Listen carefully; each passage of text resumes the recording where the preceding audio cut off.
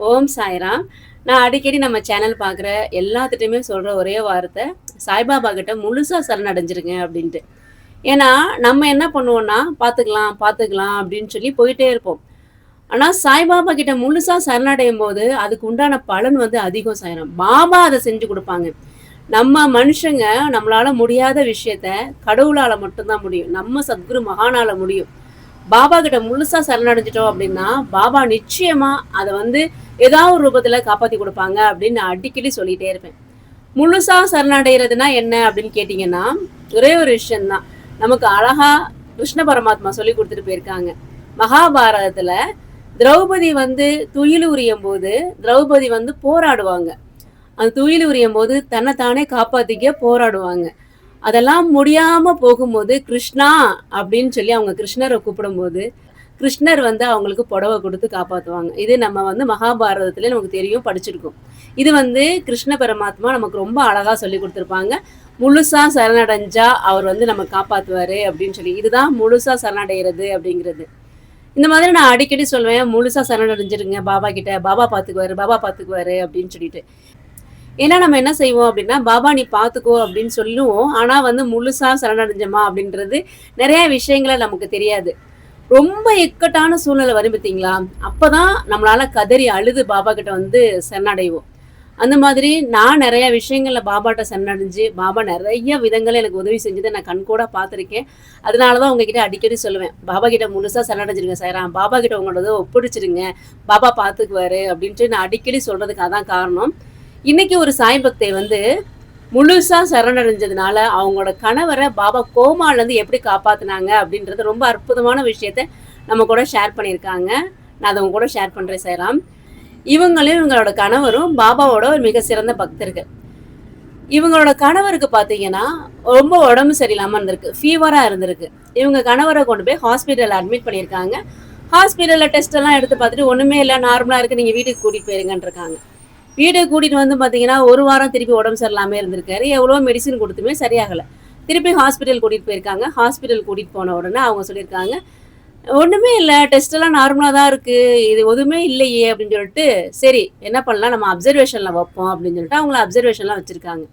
1 நாள், 2 நாள் இல்ல, 1 வாரம் அப்சர்வேஷன் வச்சிருக்காங்க. அப்படியே கன்டின்யூ ஆகுது. 21 நாள் அவங்க அப்சர்வேஷன்ல இருந்திருக்காங்க.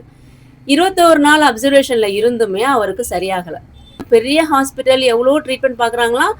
காய்ச்சல் குறைஞ்சதாவே தெரியலையாம். என்ன நடக்குதுன்னே அவங்க ஒய்ஃபுக்கு புரியல. திடீர்னு பார்த்தீங்கன்னா, அவங்க ஹஸ்பண்டுக்கு வந்து காய்ச்சல் அதிகமாகி ஃபிட்ஸ் வந்து கோமாவுக்கு போயிட்டாங்களாம்.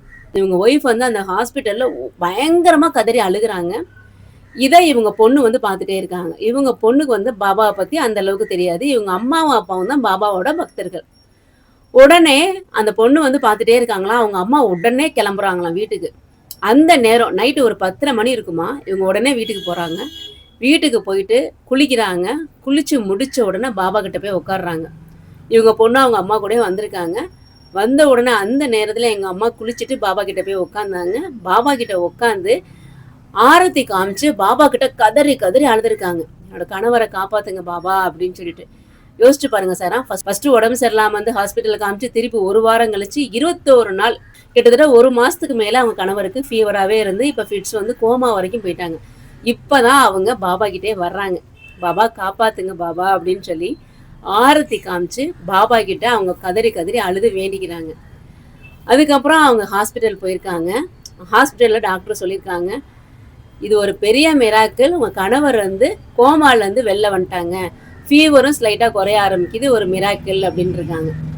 இவங்களுக்கு அப்பதான் வந்து உயிரே வந்த மாதிரி இருந்தது அப்படின்னு சொல்லியிருக்காங்க. அதுக்கப்புறம் அவங்க கணவர் வந்து மீண்டு வந்துட்டாங்க. வீட்டுக்கு கூட்டிட்டு வந்துட்டாங்க. இது வந்து பாபா கிட்ட முழுசா சரணடைஞ்ச உடனே எவ்வளோ பெரிய பிரச்சனையா இருந்தாலும் பாபா வந்து ஒரு செகண்ட்ல அப்படியே தூக்கி அடிச்சிருவார் சாய்ராம். இதுதான் நம்ம சாய்பாபா. எப்படியாப்பட்ட இக்கட்டான சூழ்நிலையா இருந்தாலும் சரி, பாபா காப்பாத்துவாங்க அப்படின்னு நம்பிக்கையோட இருங்க. நிச்சயமா பாபா காப்பாத்துவாங்க. நெறைய பேர் கேட்கலாம், "ஏன் பாபா வந்து இத முன்னாடியே செய்யக்கூடாதா? அவங்க கணவர் வந்து உடம்பு சரியில்லாம வந்தப்பவே காப்பாத்தக்கூடாதா?" அப்படின்ட்டு. அந்த ஒரு விஷயம் அவங்க அனுபவிச்சு தான் ஆகணும் அப்படின்னு இருக்கும்போது, அத அனுபவிக்கிறாங்க. அந்த கர்மாவ போக்குறதுக்கு பாபா கிட்ட நம்ம சரணடைஞ்சோம் அப்படின்னா, அந்த கர்மாவ போக்கி அவங்கள காப்பாத்துறாங்க. இதுதான் நம்ம சாய்பாபா. எவ்வளோ விஷயங்கள் எனக்குமே நடந்திருக்கு. ஏன் நான் இப்போ உயிரோட இப்படி பேசிட்டு இருக்கேன் அப்படின்னா, அது முழுக்க முழுக்க காரணம் பாபா தான். ஆ அதே மாதிரி தான் என்னோட கணவருக்கும் அப்படிதான் நடந்தது. நான் இது ஏற்கனவே என்னோட சேனல்ல நான் சொல்லியிருப்பேன்.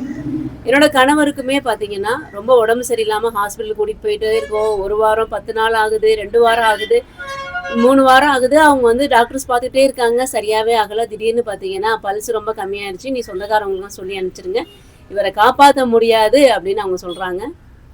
நான் இங்க கோயம்புத்தூர்ல ரோட்ல நின்னு அப்படியே அழுகுறேன். அந்த ஹாஸ்பிட்டல்லேருந்து வெளியில வந்து ரோட்ல நின்னு அப்படியே அழுகுறேன். என்னால என்ன பண்ண முடியும் சாய்பாபா அப்படின்னு சொல்லிட்டு பாபாட்ட கதறி கதறி அழுகுறேன்.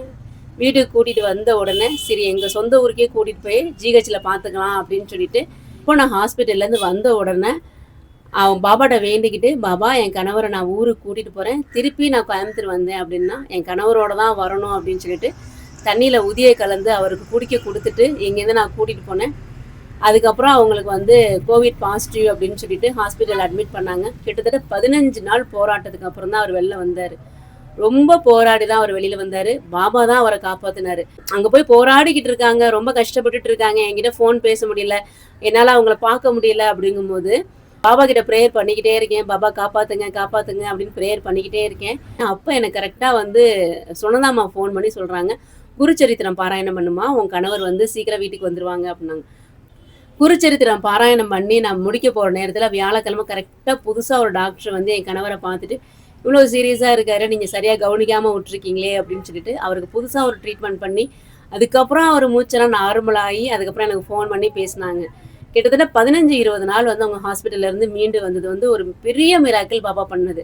என்னால வாழ்க்கையில மறக்கவே முடியாது. நான் எதுக்கு இத சொல்றேன் அப்படின்னா, எந்த ஒரு இக்கட்டான சூழ்நிலையா இருந்தாலும், "பாபா நீ காப்பாத்து. நான் உன்கிட்ட ஒப்படைச்சுட்டேன்" அப்படின்னு சொல்லிட்டு, அவருக்கு முன்னாடி உட்காந்து, "உங்களால என்ன தெரியுமோ, ஓம் சாய், ஸ்ரீ சாய், ஜெய் ஜெய் சாயாவது சொல்லுங்க. சச்சரித்திரம் பாராயணம் பண்ணுங்க. குருச்சரித்திரம் பாராயணம் பண்ணுங்க. ஸ்தவன மஞ்சரி பாராயணம் பண்ணுங்க." இந்த மாரி நம்ம பாராயணம் பண்ண பண்ண பண்ண பண்ண, நம்மளோட கர்மாக்கள குறைச்சு, பாபா நமக்கு வந்து நல்லது செய்வாங்க சாய்ராம். என்னோட வாழ்க்கையில் நடந்திருக்கு. இன்னைக்கு இந்த சாய்ராம் வந்து ஷேர் பண்ணும்போது, எனக்கு அந்த விஷயங்கள்லாம் தோண ஆரம்பிச்சுச்சு. நம்ம முழுசா சரணடைஞ்சிட்டோம் அப்படின்னா, எப்படியாப்பட்ட இக்கட்டான சூழ்நிலையா இருந்தாலும் பாபா நம்மள மீட்டு கொண்டு வந்துருவாங்க. பாபா நம்மள காப்பாத்துவாங்க சாய்ராம். பாபாவ நம்புங்க. பாபா நிச்சயமா நம்ம கூடவே இருப்பாங்க. நல்லது மட்டும் தான் செய்வாங்க சாய்ராம். பாபாவை நம்புவோம். பாபாவுடன் இணைந்து இருப்போம். நல்லதே நடக்கும். ஓம் சாய்ராம்.